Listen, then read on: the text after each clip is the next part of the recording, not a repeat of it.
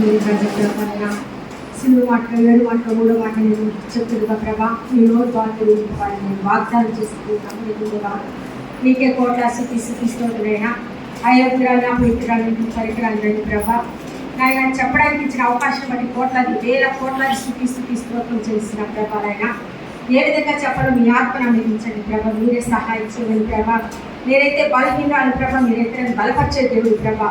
మీకే వదనాలు చేస్తూ చిన్న ప్రార్థన మీ పాదాలకు సమర్పిస్తున్న సహాయం చేస్తే పశుపలు లేచదు ఏసైతే శ్రేష్టమైన ఉద్దేశం. 3వ మాట, అమ్మాయి ఇదిగో నీ కుమారుడు అని తన తల్లితో చెప్పిను. తర్వాత శిష్యుని చూసి ఇదిగో నీ తల్లి అని చెప్పిను. యోహాను సువార్త 19:26-27 ఈ వాక్యం ఉంది.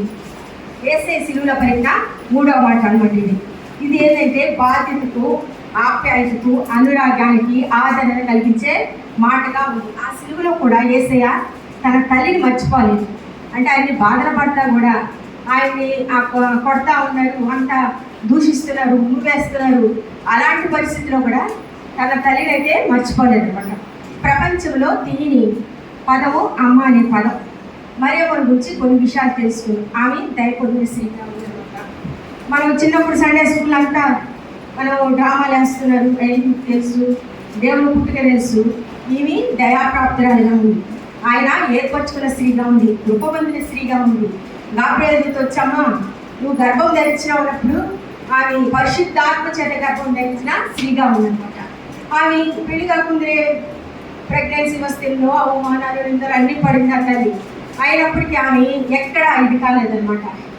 ఆ తల్లిని గురించి ఆమె దయ పొందిన స్త్రీగా ఉందని తెలుపుతున్నాడు అనమాట. అలాగే మరియమ్మ గురించి ఆమె ఒకసారి ఆమె దేవాలయానికి వెళ్ళినప్పుడు అక్కడ సుమయోన్ అనే ప్రవక్త ఆమెను చూసి అమ్మా మీ హృదయంలో ఒక ఖడ్గం చూసుకోపోద్దని చెప్తారనమాట. చెప్పినప్పుడు ఆమెకి ఆ మాటకి తనకి అర్థం తెలియలేదనమాట. అలాగే ఆదేశరకరాలుగా కూడా ఉందనమాట. యోహాను సువార్తలో కానాను వివాహానికి వెళ్ళినప్పుడు యేసయ్య తన శిష్యులతో వచ్చాడు. తన తల్లి కూడా అక్కడికి వచ్చిందనమాట. వచ్చినప్పుడు అయ్యా ద్రాక్షరసం అయిపోయిందని అమ్మ నా సమయం ఇంకా రాలేదని తెలియజేసినట్టుగా ఉంది. అలాగే కుటుంబాల స్త్రీ పాత్ర ఎట్లుంటుందంటే ఎవరైనా చిన్నపిల్లకాయలని ఎవరైనా సరే పిల్లలు ఎంతమంది ఉన్నా సరే ఫస్ట్ అమ్మని అడగతారు. అమ్మ మీరు ఏదైనా చెప్పేటప్పుడు కానీ ఏదైనా మంచి అయినా చెడైనా కావాలన్నా మమ్మీ డాడీ చెప్పిపించమని పిల్లలు తల్లి దగ్గరికి ఎంతో ప్రేమగా వచ్చి చెప్తుంటారు. అంటే ప్రేమించే తల్లిగా ఉంటుంది. అంటే తండ్రి ప్రేమించేది కాదు, ఏదైనా సరే పిల్లలు మంచిగా తల్లి దగ్గరికి వచ్చి అడుగుతుంటారు అనమాట. అలాగే ఈ తల్లి ప్రసవ వేదన 9 నెలలు మోసి కన్నప్పుడు పునర్జన్మ అంటారనమాట. అంటే ఆమె చనిపోయి తిరిగి లేచినట్టు ఒక ప్రసవం అనేది ఇప్పుడు అంతా ఆపరేషన్ చేసుకుంటారు. నొప్పులు పట్టమంటే నొప్పులు పట్టడం అసలు నొప్పులు బాధ. ఇప్పుడేమంటే పోయి ఆపరేషన్ డేట్ ఇస్తున్నప్పుడు చెప్పుకొస్తున్నారు. కానీ నొప్పులు పడేటప్పుడు తెలుస్తుంది ఆ యొక్క ప్రసవ వేదన అనేది. ఆ నొప్పులు పడిన తర్వాత ఒక 5 నిమిషాలు పెట్టిన చూసేగానే ఈ నొప్పులకి మర్చిపోతుంది అనమాట. అలాంటి స్థితి అనమాట. స్త్రీ అందరినీ ప్రేమిస్తుంది. తల్లి ఆ ఇంట్లో కుటుంబాలే కాదు, ప్రతి ఒక్కరిని తల్లి ప్రేమిస్తూనే ఉంటుంది. ఏదైనా తప్పు చేసిన బిడ్డని శిక్షిస్తుంది. అలాగే శిక్షించిన తర్వాత ఏంటంటే దగ్గర తీసుకుంటుంది అనమాట. అంటే ఇంకా వాళ్ళ మీద కోపం పెట్టుకోవడం అంటే చేయదనమాట తల్లి. అలాగే యేసయ్య కూడా తన తల్లిదండ్రులతో 30 సంవత్సరాలు వాటితో గడిపిన తర్వాత 30 సంవత్సరాల తర్వాత తన తండ్రితో వడ్డీ పనిచేసేవాడు అనమాట. యేసయ్య అయినా నేను సేవకు వెళ్తానన్నప్పుడు ఆయనే సేవకు పోయినాను. ఈ రోజులైతే తల్లిదండ్రులు సేవకు పోతామంటే ఏమంటారు సార్, సరే నా బిడ్డ బీటెక్ చదవలేదు, నా బిడ్డ ఎంటెక్ చదవలేదు, నా బిడ్డ ఇంకా పెద్ద పెద్ద కోర్సులు చేయలేదని ఇప్పుడు తల్లిదండ్రులు బాధపడుతున్నారు. కానీ సేవ అనేది ఒక గొప్ప భాగ్యం అనమాట. సేవ చేసే ప్రతి ఒక్కరి దేవుడు వీటిపైన కూడా ఉన్నత స్థితిలో పెట్టాడు. ఎక్కడ తలగానే వస్తాడని తోపైతే ఎక్కడ ఉంచడం అనమాట. అలాగే సూసన్ అనే ఒక స్త్రీ అమెరికా దేశంలో ఉంది. ఆమె 13 మంది కొడుకులు. ఆమె ఉదయాన్నే లేచి వాళ్ళ బిడ్డల కోసం ప్రతిరోజు ప్రార్థన చేసేదంట. బయటకు తల మీద పెట్టి విలాప వాక్యాలు 2:19 ప్రకారం వేకువజాము లేసి కన్నీరు గార్చేసేదంట. ఆ బిడ్డలందరూ ప్రవక్తలైనారు. వాడే జాన్ వెస్లీ వీళ్ళంతా సువార్తికులు ఉన్నారు కదా, వాళ్ళని 13 మంది అనమాట. అలాగే అనేక మంది తల్లులు తల్లి తన బిడ్డల కోసం ప్రాణాన్ని కూడా అర్పించే తల్లులు కూడా ఈ లోకంలో ఉన్నారు. ఒక చిన్న కథ చెప్తాను. ఒక తల్లిదండ్రులు మంచి కోటీశ్వరులు ఉన్నవాళ్ళు.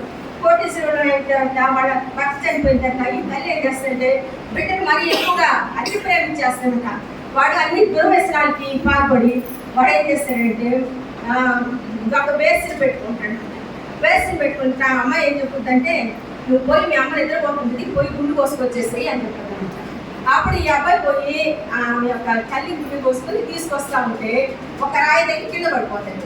కింద పడిపోయినప్పుడు అప్పుడు ఆ గుండె దెబ్బ తగిలినప్పుడు అతను ఎంతో పశ్చాత్తాపడుతుంట. తల్లి పాత్ర ఆ విధంగా ఉంటుంట.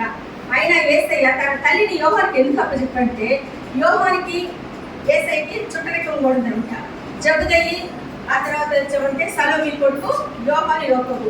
వాడికి ఒక పేరుంది, గోలిని ఎట్టేస్తానంటే వాడు ఉడిమినట్టు చూస్తారంట. వాళ్ళ చూపులు అంతా స్ట్రైట్ ఫార్వర్డ్ ఉంటుంది. వాడు చాలా స్థితి పొందనమాట. వాళ్ళకి చేపల వ్యాపారాలు అనమాట. వాళ్ళు అంతా వర్తక వ్యాపారాలు చేసేవాళ్ళు. అంటే మంచిగా తల్లిని చూసుకోకంటే కొంచెం మంచిగా ఉండేవాళ్ళకే కదా తల్లి బాధ్యత అప్పచెప్పేది. అందుకని అందుకని మరియమ్మ గారిని వాళ్ళకి అప్పగించినాడు. అలాగే యోహాను అంటే చాలా ఇష్టం యేసయ్యకి, తన హృదయానుసారుడుగా తనని హక్కును చేర్చుకునేటట్టుగా ఏదైనా యోహానుతోనే మాకు చెప్పేవాడు. అందుకని ఆయన తీసుకొని అప్పచెప్పాడంట.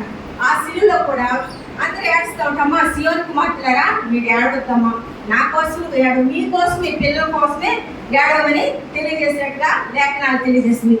ఈ మరియమ్మ తల్లి 4 సంవత్సరాలు ఎక్కడ ఆమె మాట్లాడినట్టే లేదు. మౌనంగా తన కుమారుడు పడే బాధను చూస్తూ ఆమె ఏడ్చింది తప్ప ఆమె మాట్లాడినట్టుగా లేదు. ఆ శిలువలో ఆయన చూపించి తన శిష్యుడికి అప్పచెప్తారంట. ఈరోజు ఎంతమంది తన కుటుంబ బాధ్యతను చూసుకుంటారు, ఎంతమంది తన తల్లిదండ్రులు చూస్తున్నారు.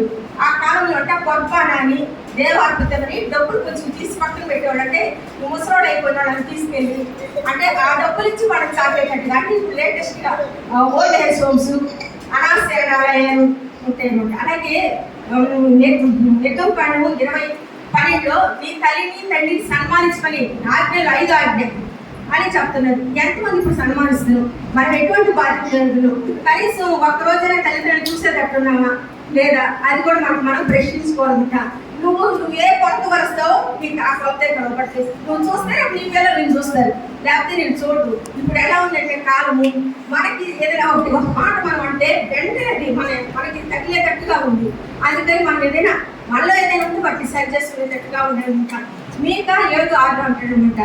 తండ్రికి కొడుకు పడదు, అత్తకి కోడలు పడదు, తల్లికి కూతురికి పడదని తెలియజేస్తున్నమాట.